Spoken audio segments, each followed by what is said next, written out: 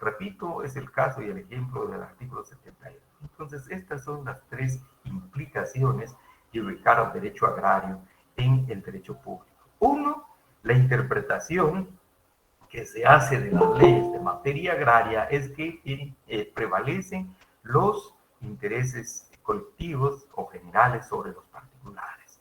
Tres, el Estado tiene la facultad de intervenir, vigilar y controlar los procesos de aprovechamiento de los recursos naturales o del recurso que está en su territorio. Hablamos de un reordenamiento territorial, pues, incluso la posibilidad, les decía, de impulsar una reforma agraria de carácter expropiatorio.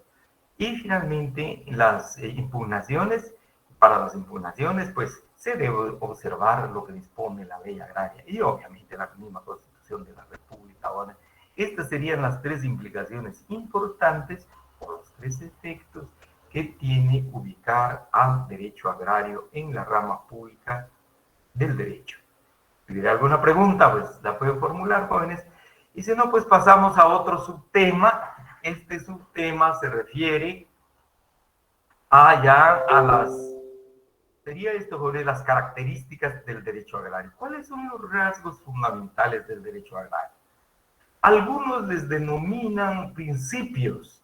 Sin embargo, acá vamos a seguir la corriente de pensamiento del autor Vinicio Castañeda Paz y varios autores también jóvenes que toman como características del derecho agrario estas. El derecho agrario es realista y objetivo. 1. 2. El derecho agrario es democrático.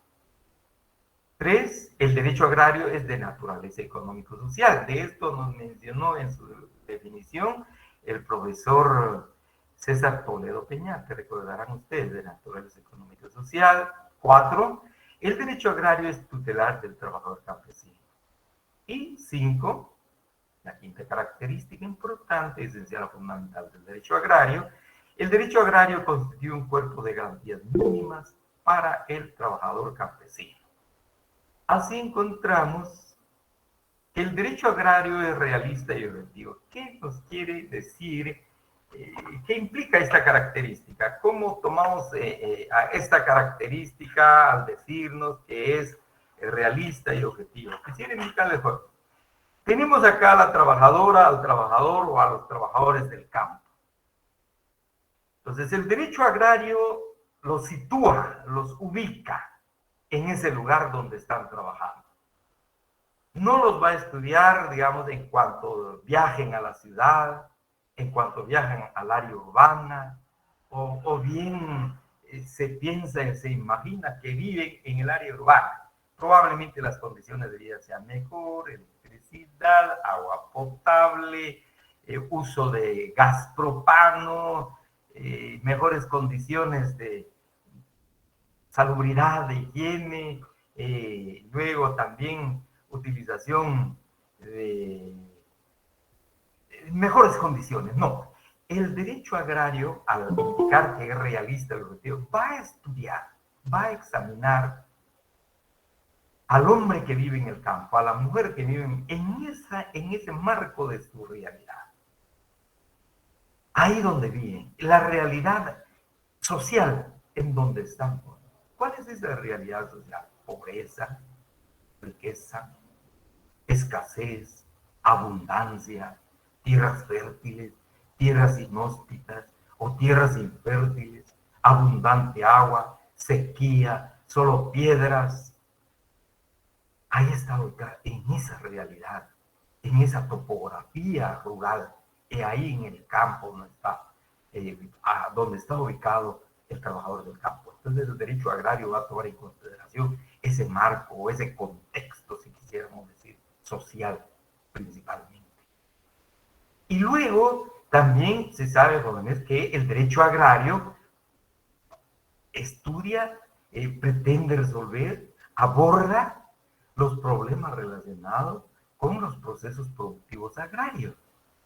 No tanto quién es el dueño de la tierra, no, sino que los procesos productivos agrarios, cómo se está produciendo, cuáles son las condiciones de esa producción, ¿Cuál es la situación de los productores en la agricultura propiamente? Luego, en la ganadería y en la silvicultura, ¿qué problemas surgen a raíz de esa actividad? ¿Cuáles son los problemas?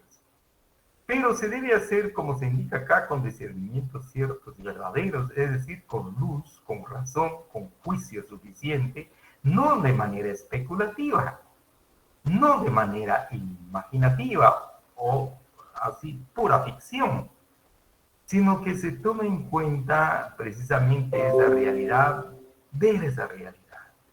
Y a partir precisamente de esa realidad formular las normas jurídicas agrarias para abordar con certeza, como se dice acá, jóvenes, con mucho tino, esa realidad, regulando esa realidad, tratando de solucionar las problemáticas la problemática que surge en esa realidad. Y vamos a ver, la problemática puede ser social, económica, incluso hasta política, cultural, buenas relaciones, malas relaciones, relación de conflicto, de conflictividad. Entonces ahí aparece el derecho agrario, obviamente auxiliándose de otras ciencias, como veremos por medio de las ciencias económicas, probablemente, de la sociología, probablemente. Luego viene la objetividad, porque el derecho agrario es objetivo. Al hablar de objetividad, decíamos también, pues ahí están las cosas. No se está trastocando nada, no se están haciendo escenarios ficticios, sino que son los escenarios reales en que vive la población del agro, en que trabaja la población del agro, del área rural, en esas relaciones agrarias de producción. Y, o bien, al aplicar las normas del derecho agrario, puede ser que surjan algunos problemas de conflictividad. Podríamos decir, por ejemplo, jóvenes, cuando se impulsó la reforma agraria en nuestro país, se crearon, pues, a través de leyes agrarias, de la ley de reforma agraria, los comités agrarios, quienes hacían ubicación de tierras trabajables, pero que no se estaban trabajando en cierta medida. Con esa aplicación de la ley empezó a crear cierta conflictividad con los comités agrarios y los dueños de las tierras. Entonces, ¿qué es lo que se busca resolver en base a hechos objetivos y tangibles? No meras especulaciones, no hechos inexistentes o meramente imaginativos o subjetivos, porque creo que es así, así es. No, con base a la realidad, con esa objetividad, aun cuando mi conciencia, aun cuando yo quisiera que fuera así, pero no, sino que en base a esa realidad. Y tangibles, pues, porque están existentes. Si quieren, se pueden tocar, se pueden palpar esos hechos. A eso se refiere que el derecho agrario es realista y objetivo. Toma, pues, en consideración, jóvenes, al hombre del campo en su realidad social, en el contexto en que se desenvuelve esa persona y con ocasión de los problemas que surgen, los problemas que surgen con ocasión de la actividad agrícola, de los procesos productivos. Probablemente el caso de la tenencia de la tierra, ya no hay tierra, bueno, ¿dónde trabajamos? No, estas son tierras del Estado, no, estas son tierras particulares, no se pueden trabajar. Ahí están los problemas. Luego, la objetividad, decíamos, pues son situaciones reales, no imaginativas, no ficticias, que están ahí y así debe enfocarse para tratar de buscarle las soluciones adecuadas, las soluciones objetivas, ciertas y verdaderas. Dos, el derecho agrario es democrático. ¿A qué se refiere esto del término democrático? Democracia normalmente, cuando se nos habla de democracia, desde el punto de vista político, jóvenes, se está hablando de procesos electivos, de procesos de elección, de procesos de participación de las personas para poder votar, para elegir.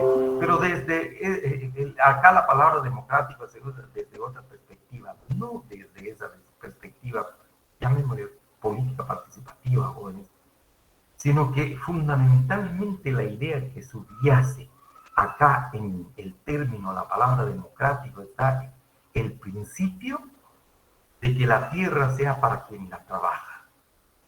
Ese es el principio fundamental que subyace en el término democrático como característica del derecho agrario. Y así se formula, porque sus normas van dirigidas a lograr el propósito de que la tierra sea para las masas trabajadoras que la laboran o no la tienen.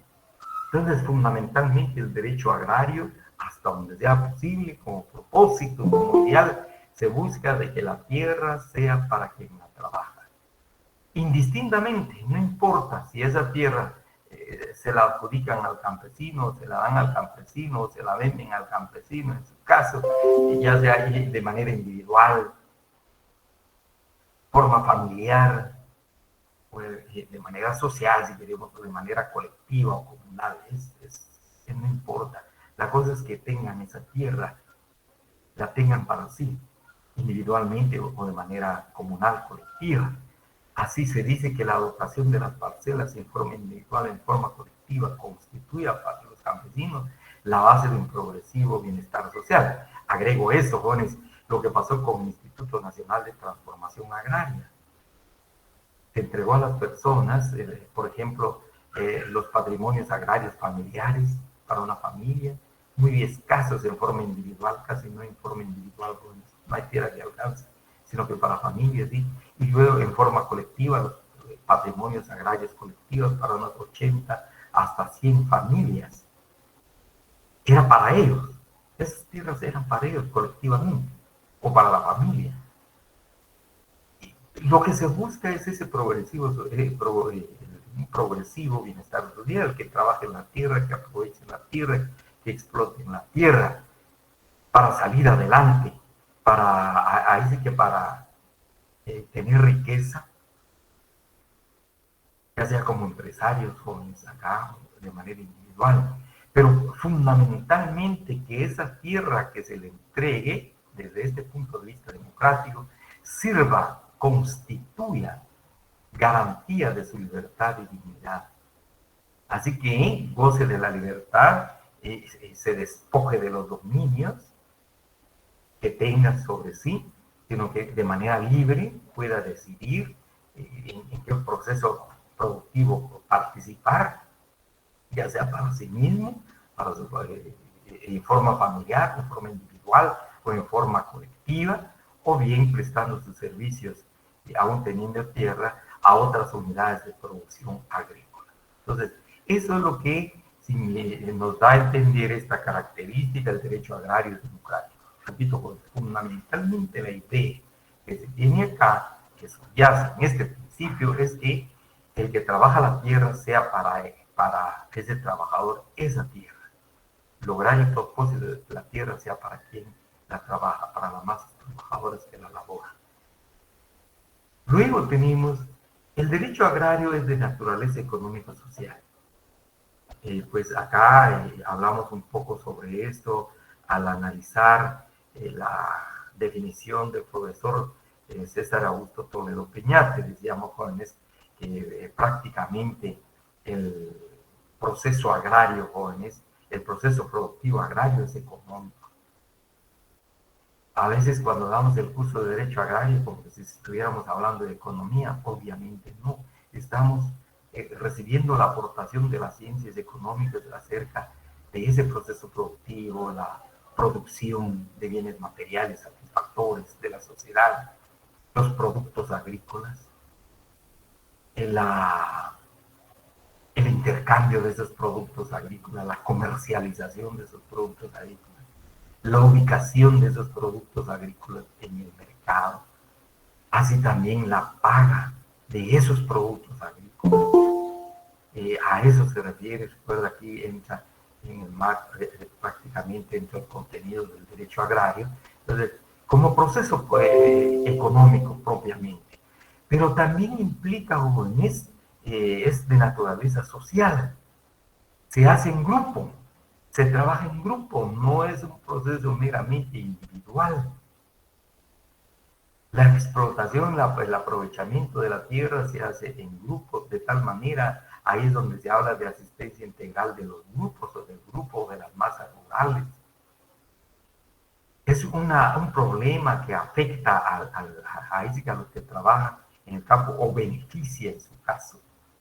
Entonces, el derecho agrario es de naturaleza económica y social, toma en alta consideración ese proceso productivo, pero también las condiciones sociales en que se lleva a cabo ese proceso productivo. ¿Cuál podría ser? Decíamos uno de estos: higiene, salubridad, educación, capacitación agrícola, entre otros, por ejemplo, jóvenes que son de carácter social, para que precisamente la población salga adelante y que pueda aprovecharse de sus productos, porque muchas veces los productos que elaboran no tienen acceso en lo más mínimo para consumir esos productos. En este sentido, el derecho agrario guarda estrecha relación con la economía, ya decíamos, por el proceso económico. La economía estudia precisamente el proceso productivo, las relaciones de producción en sí, la creación de bienes materiales, la elaboración de bienes materiales, el intercambio, la distribución, colocación de productos de mercado, y también abarca, jóvenes, la relación de propiedad, especialmente de la materia prima, de la tierra esencialmente, a quien pertenece, el régimen de propiedad.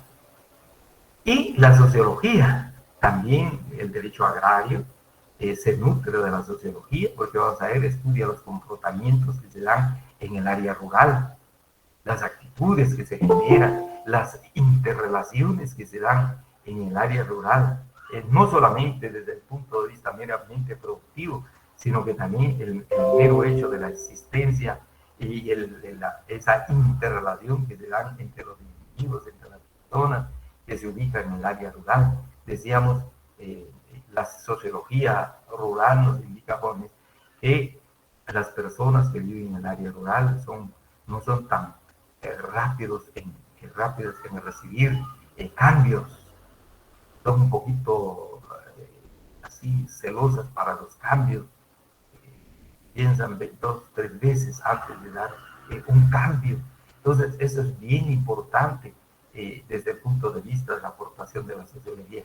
¿Qué les sirven de valiosos auxiliares en la formulación y aplicación de las reglas jurídicas?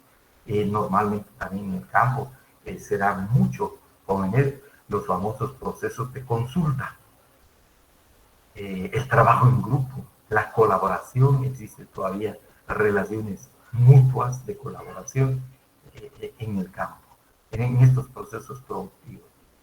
Otra característica importante del derecho agrario es que se constituye en tutelar del trabajo campesino. Y al igual, creo que exclusivamente hoy en nuestro país, jóvenes, en el área urbana, el derecho de trabajo, por ejemplo, el derecho de trabajo es tutelar del trabajador. Y obviamente acá decíamos la aspiración de conformidad con la doctora Marta Chávez, y ya sería que hubiese un derecho agrario rural. Pero las normas del Código de Trabajo, algunos de los artículos del Código de Trabajo, al igual que nuestra Constitución, regulan estas relaciones. Al prescribir, por ejemplo, en el Código de Trabajo, que el salario de los trabajadores del campo se puede pagar en especie, hasta en un 30%, por un lado. Por otro lado, también, por ejemplo, aparece que el contrato campesino y ganadero se puede realizar de manera verbal, en forma oral. Sin embargo, al celebrarse esos contratos, y veíamos acá, jóvenes, por ejemplo, la realidad en que está situado el trabajador del campo, encontramos que la mayoría apenas sabe leer y escribir.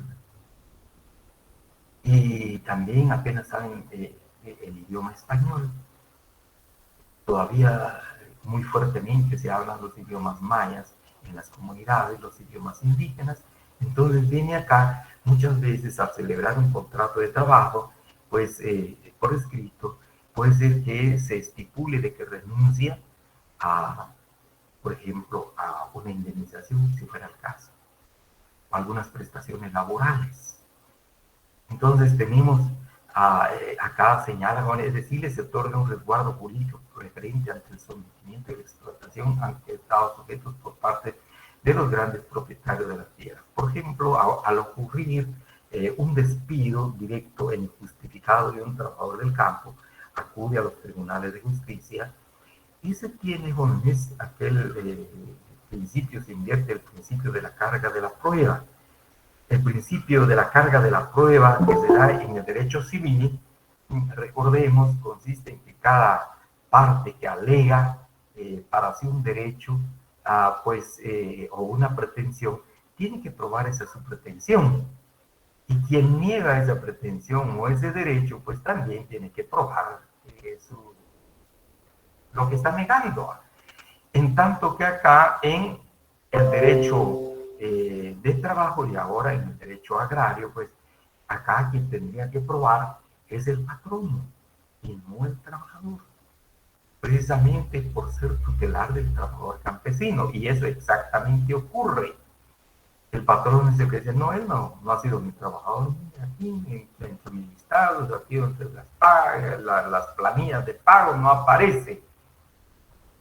O al patrón no le corresponde precisamente esa carga de la prueba. Se invierte el principio de la carga de la prueba, dado pues que el derecho agrario es tutelar del trabajador campesino. Exactamente, ya así se aplica el derecho de trabajo, y especialmente en el caso del trabajo campesino y agrario.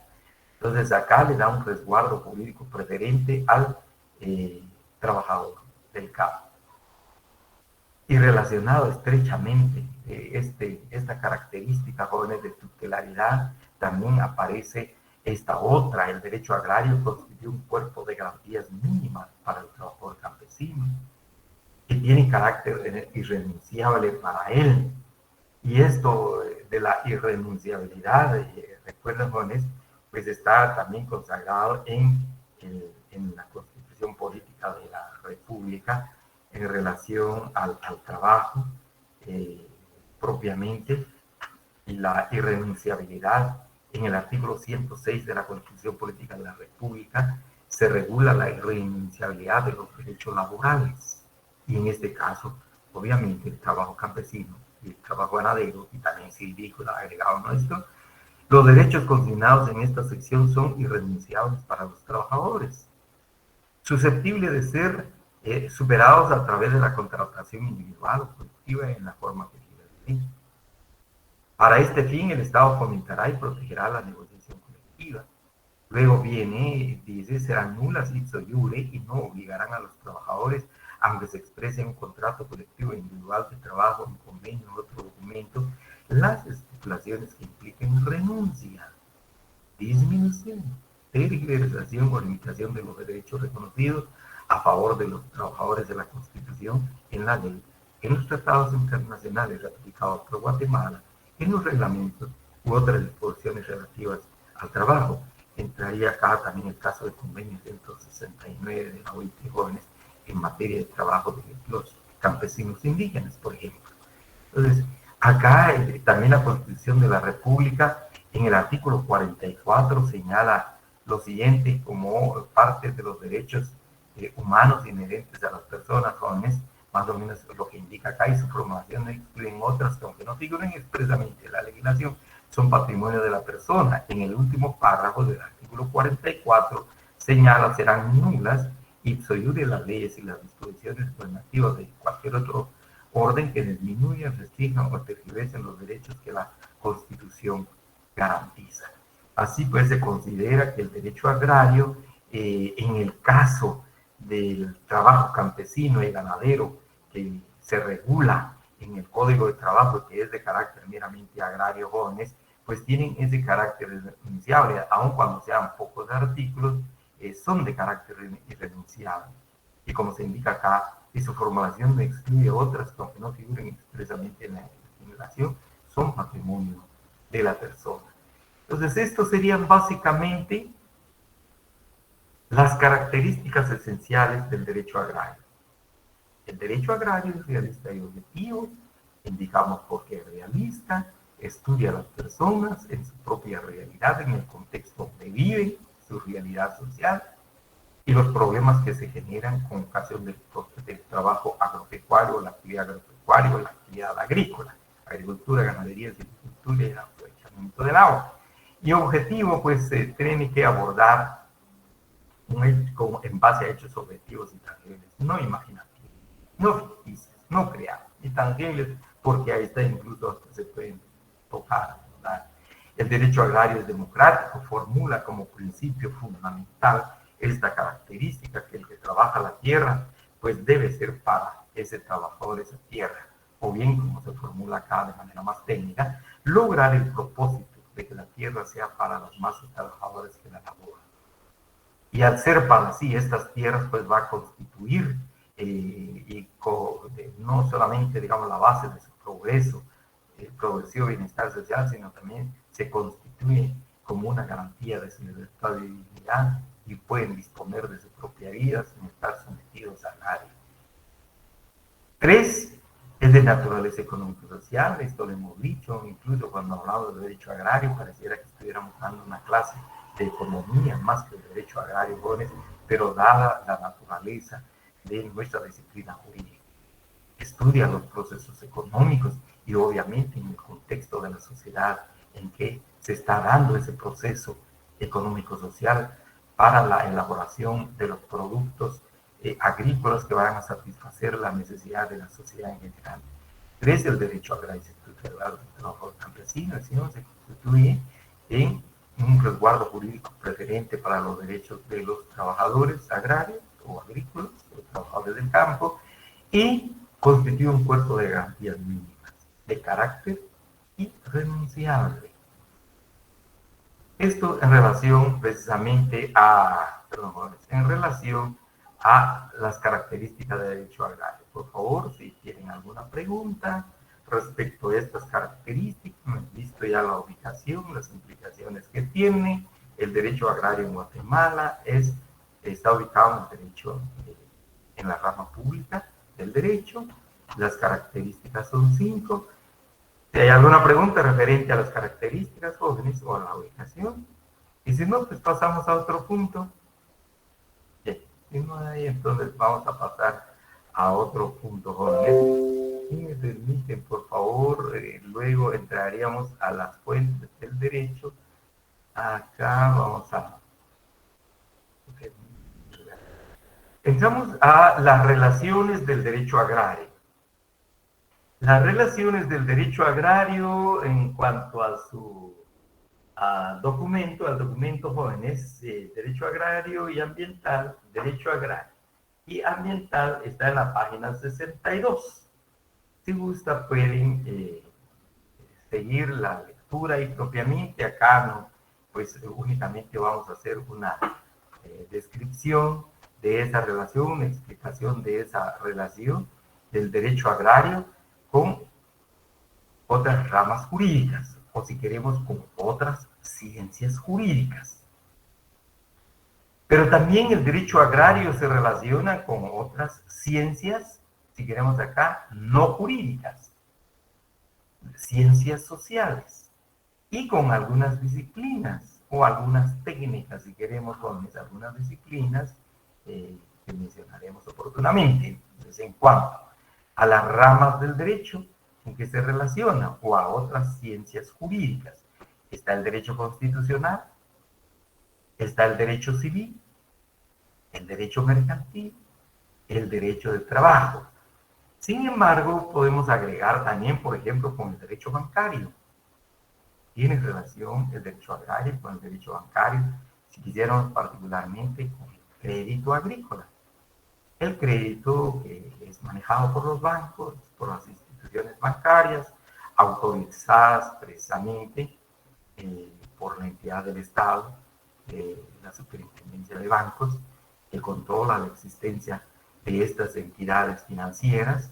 Entonces está precisamente el derecho bancario. Podríamos hablar también con el derecho penal. El derecho penal, jóvenes, algunos actos ilícitos que se dan precisamente en el campo. Es el caso del tema forestal. Pues en la ley forestal se regula más o menos como 10 delitos. Es precisamente, tiene relación con el derecho penal. Y así con otras ramas del derecho joven. Empecemos con el derecho constitucional. Encontramos que el derecho constitucional pues, es el conjunto de normas jurídicas que va a regular la relación del Estado para con los particulares, para con los subordinados, digamos, los particulares esencialmente, ¿no? Las funciones precisamente del Estado, cuáles son sus funciones, y luego esa relación que se va a dar entre el Estado y los particulares, los derechos de los ciudadanos. Y fundamentalmente en el derecho constitucional, como hemos visto, la Constitución de la República ocupa esa cúspide del triángulo de Keynes, es la norma fundamental de la organización de una sociedad. Algunos se denominan, digamos, como un compromiso social, un pacto social. Así encontramos, por ejemplo, en la Constitución Política de la República vigente de nuestra Constitución, en el artículo 118. En la Constitución Política de la República nuestra vigente señala los principios del régimen económico-social y que abarca precisamente el caso de la actividad agrícola, la actividad agropecuaria. Artículo 118, principios del régimen económico-social. El régimen económico-social de la República de Guatemala se funda en principios de justicia social. Ahí está consagrado un principio, el principio de justicia social. Es obligación del Estado orientar la economía nacional, queda en manos del Estado, del Estado, como deber del Estado, la orientación de esa economía para lograr la utilización de los recursos naturales que están en el territorio del Estado y el potencial humano, para incrementar la riqueza y tratar de lograr el pleno empleo y la equitativa de distribución del ingreso nacional. Asimismo, el artículo 119 se refiere a las obligaciones del Estado. Son obligaciones fundamentales del Estado. Yo creo que acá se relaciona precisamente con la actividad agrícola, que abarca el derecho agrario, a promover el desarrollo económico de la nación, estimulando la iniciativa de actividades agrícolas. Sería el caso de la agricultura, pecuarias, también señalan industriales, turísticas y de otra naturaleza. Entonces tenemos las actividades agrícolas pecuarias, la agricultura, la ganadería. Nos faltaría aún, cuando no de manera expresa, pero sabemos que forma parte del campo del derecho agrario, la silvicultura y el aprovechamiento del recurso hídrico, jóvenes. Luego viene desde C, adoptar las medidas que sean necesarias para la conservación, para el desarrollo y aprovechamiento de los recursos nacionales en forma eficiente. Es exactamente el tema de la silvicultura, principalmente los recursos naturales. En el inciso J señala impulsar activamente programas de desarrollo rural que tiendan a incrementar y diversificar la producción nacional con base en el principio de la propiedad privada y de la protección al patrimonio familiar. Debe darse al campesino, el artesano, ayuda técnica y económica. Y ahí viene ya, como veíamos acá, jóvenes, por favor, en relación a la ubicación del derecho agrario, decíamos, por favor, acá, la ubicación del derecho agrario en la rama pública del derecho. Acá bien, la intervención del Estado, vigilar, controlar, pero además, como señala la Constitución de la República, proporcionar, debe darse al campesino y al artesano ayuda técnica y económica. Es decir, el Estado puede intervenir y debe intervenir. Esa es la facultad que se le está otorgando al Estado. Entonces tenemos acá precisamente entonces en el marco, acá del derecho constitucional, jóvenes, acá, por ejemplo, aquí, en el marco del derecho constitucional, Y finalmente, en esto del derecho constitucional está consagrado en el artículo 39 la propiedad privada, cómo se relaciona en este inciso J del artículo 119. La Constitución de la República señala, se garantiza la propiedad privada como un derecho inherente a la persona humana. Es decir, la Constitución de la República está cerrando toda posibilidad de impulso de una reforma constitucional de carácter expropiatorio. Entonces, aun cuando se haga un reordenamiento constitucional, pero no se puede impulsar nada que la Constitución de la República no permite. Consagra el derecho a la propiedad como un derecho inherente a la persona humana, casi de carácter intocable, divino, no se puede tocar. Pues está en la Constitución de la República y de la importancia entonces de la relación del derecho agrario con el derecho constitucional. Y las normas del derecho agrario que se emitan, pues obviamente tienen que estar en perfecta armonía con los principios y los valores constitucionales, obviamente las normas constitucionales. Luego, con el derecho civil, la relación que tiene el derecho agrario, recordemos el derecho agrario se ha ido desprendiendo poco a poco, lentamente a lo largo de los años, de los estudios y progresos de los estudios en materia agraria, jóvenes, se ha ido desprendiendo del derecho madre, del derecho civil. Sin embargo, quedan todavía algunas instituciones que usan el derecho agrario y que son propiamente el derecho civil. Por ejemplo, el arrendamiento, el contrato de arrendamiento, el contrato de compraventa, el contrato de usufructo incluso, que son propiamente del derecho civil, pero de los cuales hace uso el derecho agrario, solo que dándoles, marcándoles, imprimiéndoles su propio contenido y de conformidad con las características del derecho agrario y los mismos principios que orientan el derecho agrario. Pero son figuras del derecho civil y ahí la importancia de esta relación. Por ejemplo, otro, llamémosle así como instituto jóvenes del derecho civil que tiene que ver con el derecho agrario, el caso de la usucapión. Y también de la prescripción, si queremos, jóvenes,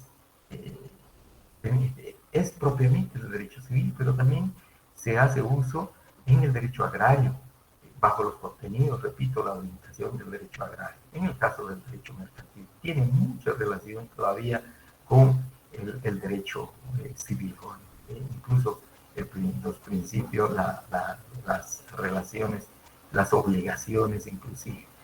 Con el derecho mercantil podríamos mencionar propiamente hoy, entre otros, por ejemplo, la empresa. La empresa es una figura que surge del derecho mercantil, el negociante, el empresario. Sin embargo, se ha tomado como parte ya del derecho agrario la empresa agrícola. Otra institución, otro instituto del derecho mercantil, la sociedad, la sociedad. En el derecho agrario se hablan de las sociedades agrarias o agrícolas.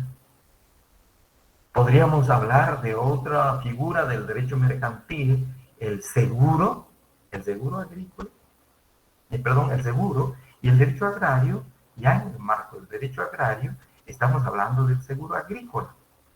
Es una figura propia del derecho mercantil que tiene pues mucha relación el derecho agrario con el derecho mercantil. En cuanto al derecho de trabajo, pues obviamente en nuestro país, especialmente en el caso de Guatemala, jóvenes, el derecho agrario el derecho de trabajo está regulando las relaciones de trabajo entre el patrono y el trabajador. Y en el marco o en el texto del derecho de trabajo encontramos la regulación del trabajo agrícola y del trabajo ganadero.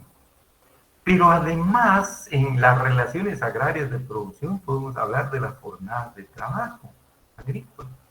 E inclusive de la huelga, jóvenes, hay una provisión, por ejemplo, para los trabajadores agrícolas en tiempo de cosecha, y que se refiere precisamente al trabajo agrícola, las jornadas de trabajo, luego la indemnización, las licencias, las vacaciones.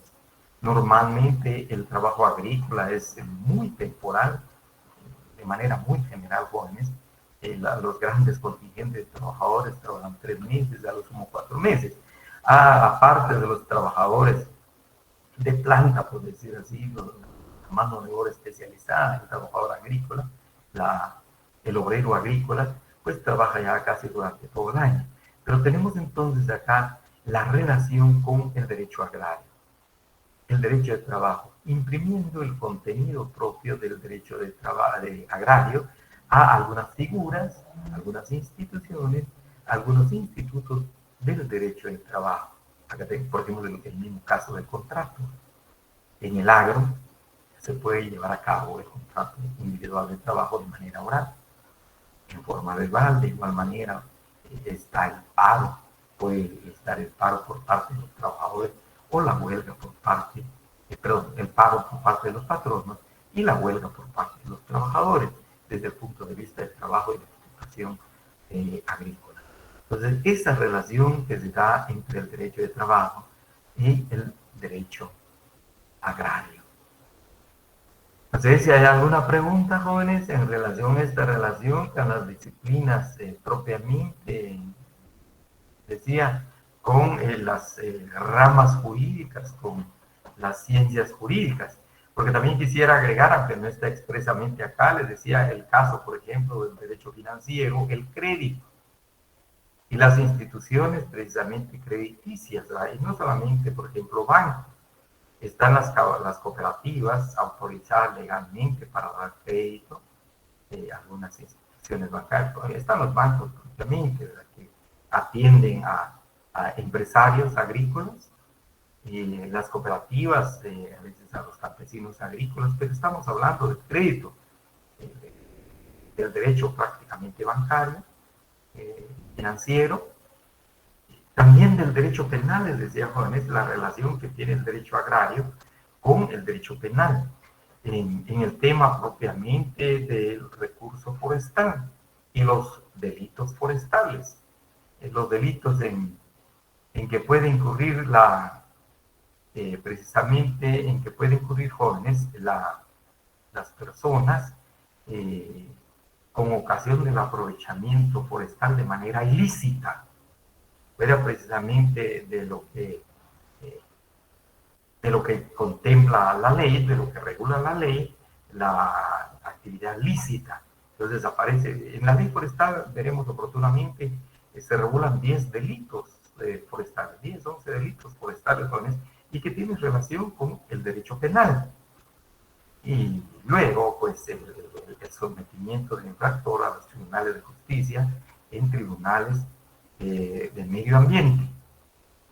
Entonces, acá tenemos esa relación también del derecho agrario con el derecho penal, el derecho financiero, o el derecho, incluso con el derecho tributario, jóvenes, hasta donde los trabajadores del campo tienen que tributar.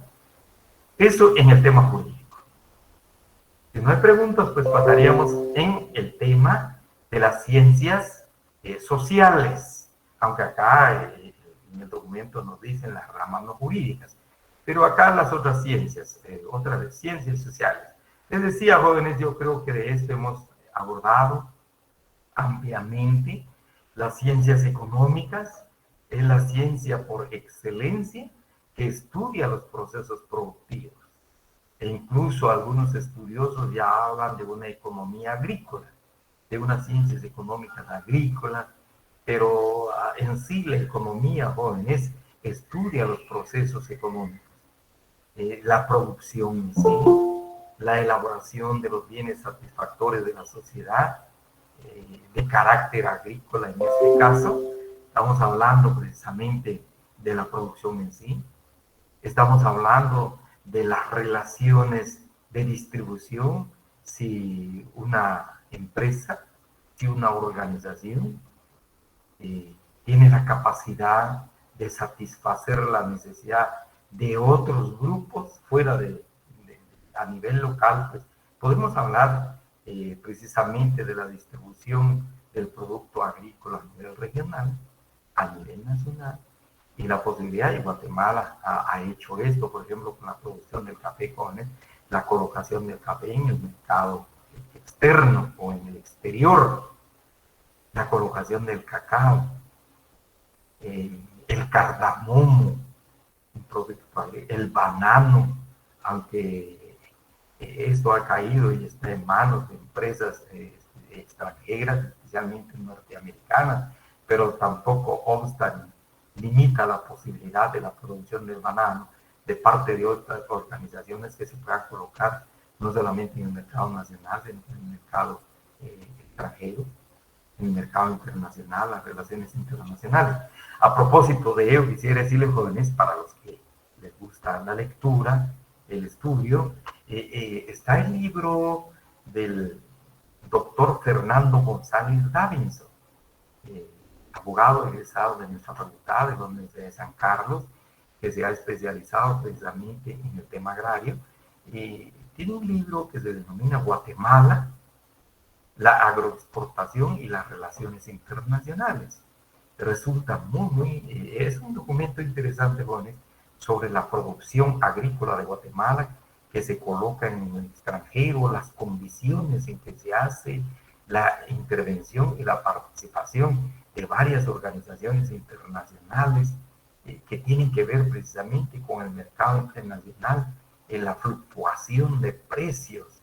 Y acá nos relata el autor, incluso nos da obras estadísticas sobre la producción de exportación de nuestro país, la colocación de los productos en el mercado externo, donde se necesita el apoyo del Estado guatemalteco para celebrar convenios en relación a estos productos que se van al extranjero. Entonces le decía, repito, el documento se llama Guatemala, la agroexportación y las relaciones internacionales. El autor es el doctor Fernando González Davinson. Es abogado, pero se ha especializado en este tema de derecho agrario.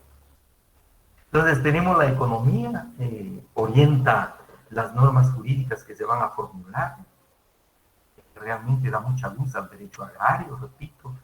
Cuando damos la clase, les decía a jóvenes de derecho agrario, pareciera que estuviéramos dando la clase de economía, pero no es así, sino que fundamentalmente porque el derecho agrario se nutre de los valiosos conocimientos que proporciona la economía, las ciencias económicas en materia de producción, de proceso productivo, relación, decía, de producción propiamente, de intercambio, de la relación de distribución, también la relación de consumo de los bienes producidos, cuánto se consume en Guatemala, cuánto consume el productor directo, el campesino, o sencillamente no tiene acceso a esa producción porque todo se va al extranjero. Por ejemplo, en el tema, por ejemplo, de carne, la carne de primera, pues se va al extranjero, jóvenes, pero incluso ni de segunda ni de tercera a veces tiene acceso el campesino. Dadas las condiciones económicas en que está el campesino, se sitúa el campesino. Luego la sociología, jóvenes, también, perdón, jóvenes, antes de terminar. La economía, decía, en relación en cuanto a la relación de propiedad.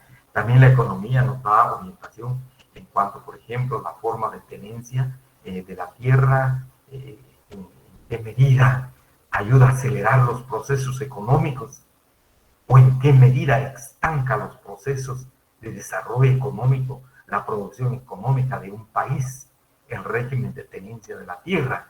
Esa es una información que proporciona la economía y gracias a los datos, decía, estadísticos que ofrece la misma economía.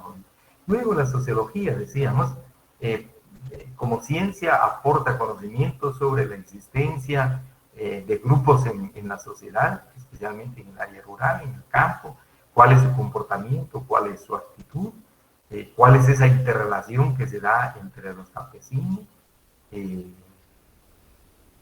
los cambios, cómo perciben los cambios, se percibe o se reciben los cambios con mucho beneplácito o sencillamente con mucho recelo, con mucha confianza o con mucha desconfianza.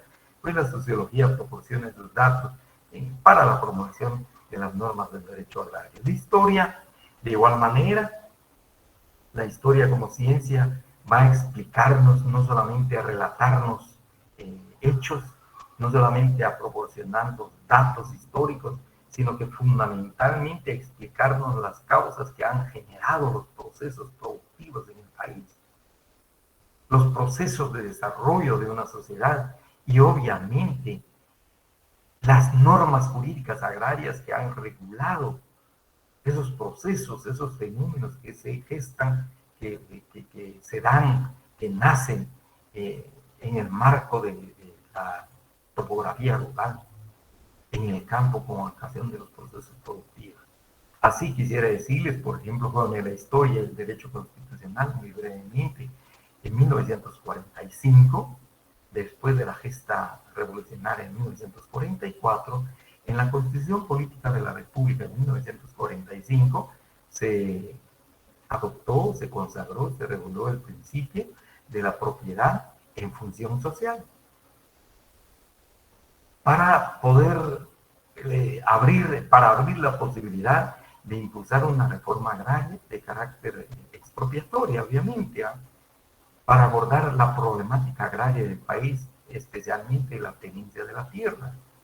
Y efectivamente, al consagrarse ese principio en la Constitución de la República, se pudo impulsar una ley agraria.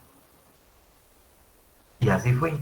Sin embargo, cuando se discute a nivel de Asamblea Nacional Constituyente en 1983, 84, para la formulación de la actual Constitución de la Política de la República, también se empieza la discusión si se recogía en el texto de la Constitución, se plasmaba en el texto de la Constitución el principio de la propiedad en función social. Entonces se dijo no, porque fíjense que en 1944 se hizo eso y se abrió la posibilidad constitucional y legal de impulsar una reforma agraria al tenor del decreto 900. Entonces se dijo no, ahora que quede el principio del derecho de propiedad como un derecho inherente al ser humano prácticamente intocable.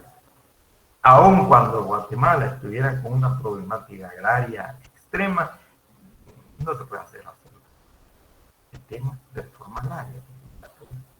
Y así se plasmó en la Constitución, pues o sea que la historia puede dar luces, ya sea para bien, o ya sea para estancamiento, o ya sea para acelerar procesos en el campo, en el área rural. Es muy importante, repito, jóvenes, no solamente la obtención de datos, la repetición de datos, sino fundamentalmente la historia como ciencia, como disciplina, que ayude a explicar las causas de los fenómenos, para ilustrar precisamente el mañana. 3 otras disciplinas: la agronomía para el aprovechamiento de la tierra, el trabajo de la tierra, la modernización del trabajo de la tierra, la agronomía, la capacitación de los trabajadores del campo, el uso de la tierra, de nuevas formas de trabajo de la tierra. Ahí está la agronomía, que también resulta importante, y esto también para la formulación precisamente de normas de derecho agrario en este tema. Y la estadística también como ciencia jóvenes, que nos proporciona datos que pueden ser de mucha utilidad, como este que les menciono, que los tiene el doctor Fernando González Davinson en relación a la exportación agrícola de Guatemala, la colocación de estos productos, en qué medida a veces alcanzan niveles de aceptación o a veces bajan. ¿Por qué? Y ahí vienen los datos estadísticos, jóvenes. En su caso, por ejemplo, hay datos estadísticos en relación al café, a la colocación del café, a la venta del café en el extranjero, y cómo el café durante muchos años sostuvo la economía nacional. Pero hoy día el precio del café ha caído y la aceptación del café con la competencia que surgió en Brasil al colocar una enorme cantidad de café jóvenes en el mercado internacional. Guatemala fue perdiendo ese espacio en el mercado internacional. Y luego surge Vietnam también a producir café. El café de Guatemala fue cayendo en el extranjero. De igual manera, por ejemplo, hoy la producción del cardamomo el precio del cardamomo fue cayendo y se estudia en términos estadísticos, ¿vale? Y que repercute y al final a veces dice, bueno, este producto realmente ya no vale la pena colocarlo en el mercado, no tiene aceptación, o ya no, es una pérdida. Y de ahí vienen los datos estadísticos. Y obviamente importante es para el Estado principalmente, porque si la unidad de producción de donde se está obteniendo ese producto tiene aceptación en el mercado internacional, ahí debería aportar el Estado para apoyar esa actividad, como dice la Constitución de la República, veíamos acá, jóvenes, en el artículo 118, en cuanto al apoyo, impulsar activamente programas de desarrollo rural, indicando, y debe darse al campesino, o sea, ayuda técnica, pero también económica, pues dependiendo de los resultados del trabajo. Y la estadística es un instrumento o una disciplina, como se indica acá, muy importante para ese efecto. Luego, en el marco también del derecho agrario y las normas agrarias, la topografía, la medición de las parcelas, la medición de las tierras, creo que también para fines de seguridad jurídica. Hoy día sabemos, jóvenes, como parte del derecho agrario, el trabajo que está realizando el registro de información catastral, un tema meramente agrario, tratando de impulsar un reordenamiento territorial, sin tocar tierras, por supuesto, jóvenes, sino que únicamente para establecer certeza y seguridad jurídica a quién pertenece este predio, cuál es la medida de ese predio, en qué casos hay yuxtaposición de predios, o lo que conocemos comúnmente como traslapes de predios. Es increíble, jóvenes, pero sean casos. Conocemos un caso en Izabal, una finca de 30 caballerías y otra también más o menos de 30 caballerías, jóvenes, y se daban traslape de 28 manzanas de terreno. Es increíble, tal vez unos 2, 3 metros, pero ya manzanas. Entonces ahí es donde viene la importancia del trabajo topográfico para establecer con precisión, y sobre todo hoy con el avance de la tecnología, jóvenes, la medición a través, por ejemplo, del EPS, la medición de las tierras, la ubicación de las tierras, de las fincas, de las unidades de tierra, jóvenes, es muy, muy importante. Y obviamente esto contribuye a la formulación de normas jurídicas importantes. Les decía, oportunamente vamos a ver, y tal vez de manera también muy breve, el trabajo que ha realizado el registro de información catastral cuando se llevan a cabo las audiencias públicas para decir, este es mi terreno, aquí tengo documentos, y luego el trabajo topográfico que se está realizando, especialmente ahora, ya solo se exige el trabajo, o se exige el trabajo y también por disposición del mandato legal, jóvenes, de topógrafos calificados, profesionales, ingenieros agrónomos, ingenieros forestales y los ingenieros civiles. En tanto que antes, pues, cualquiera medía terreno, digamos, empíricamente. Hoy hay una exigencia e incluso una inscripción en el registro de información catastral de los profesionales que están realizando este trabajo de medición de tierras. Es importante entonces para el derecho agrario. Y esto sería, jóvenes, de manera breve, las relaciones del derecho agrario con otras ciencias, con las ramas jurídicas, con las ciencias jurídicas, les decía, constitucional, civil, mercantil, de trabajo, financiero, bancario, con el derecho penal mismo, con otras ramas del derecho. Incluso algunos hablan, que hoy todavía se discute, con el derecho internacional, especialmente en las relaciones comerciales de los productos que se van al extranjero. Todavía se discute realmente si se puede hablar del derecho internacional. Recordemos, está el derecho internacional privado, particularmente, probablemente no el derecho internacional público, que es entre Estados. Entonces tenemos con las ciencias no jurídicas, economía, sociología, historia, Pero no solamente nos quedamos con la economía, la sociología, la historia, jóvenes.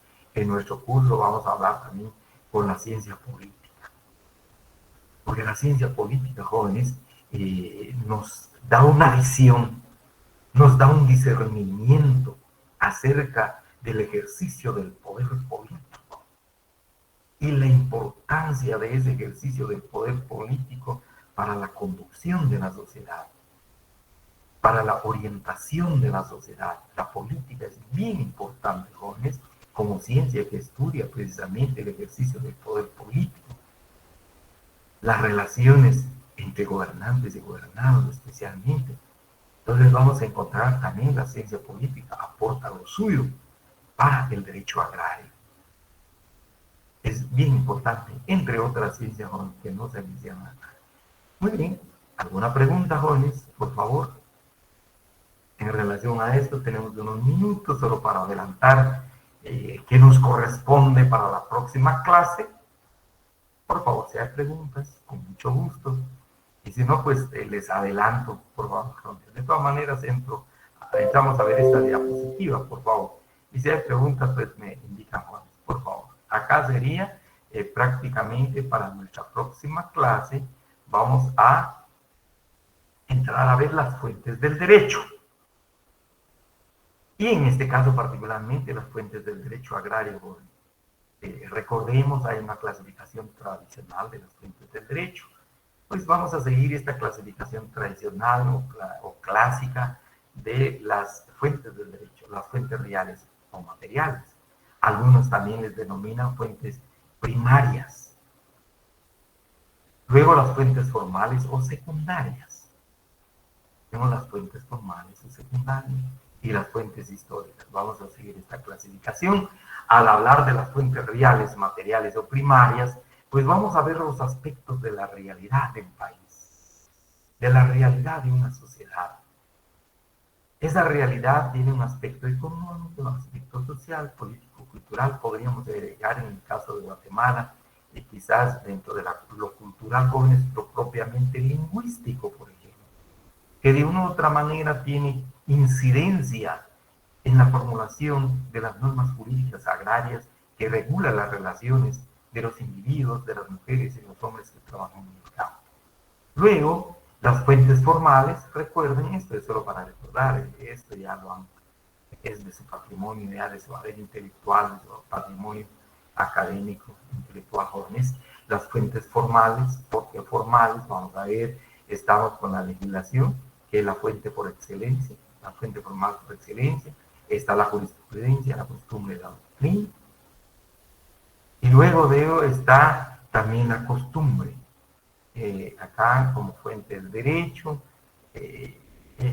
se considera el derecho comparado, vamos a ver, las fuentes históricas, muy importantes, y algunos autores también incluyen ya como fuente del derecho el derecho comparado, el estudiar dos instituciones, dos institutos, si queremos, del derecho agrario, por ejemplo, jóvenes, de manera breve, decía el otro día, estudiar el ejido mexicano y el estudiar el ejido guatemalteco, por ejemplo.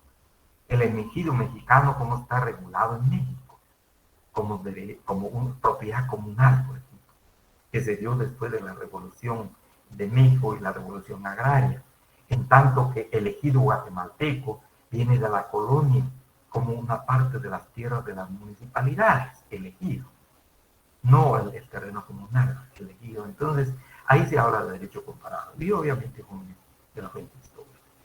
Pues, si hubiesen algunas preguntas, por favor las pueden formular sobre estos temas. Entonces, para la próxima clase, por favor, entramos a las fuentes del derecho. No vamos a abordar en esta oportunidad, jóvenes, ni en este primero y segundo módulo, los sujetos del derecho agrario se dejarán para como aparece en nuestro programa, para el tercer. Entonces, si hay preguntas, jóvenes.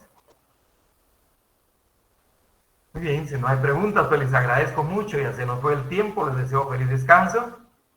Buenas noches. Gracias, Liz. Feliz noche, Liz. Feliz noche, Liz. Gracias. Feliz noche. Gusto saludarles, buenas noches. Gracias, Lick. Feliz noche. Licenciado, feliz noche. Muchas gracias, niña. Buenas noches, mucho gusto, feliz noche, que descansen, feliz fin de semana. Gracias, licenciado. Todo claro de momento. Muy amable. Muchas gracias, buenas noches, gusto de saludarles, les deseo feliz descanso. Feliz descanso, licenciado. Muchísimas gracias, gracias, Yesenia. Entonces me voy retirando, jóvenes, con su permiso. Les deseo feliz descanso, feliz fin de semana. Buenas noches, gracias, Ingrid, buenas noches. Feliz noche, jóvenes.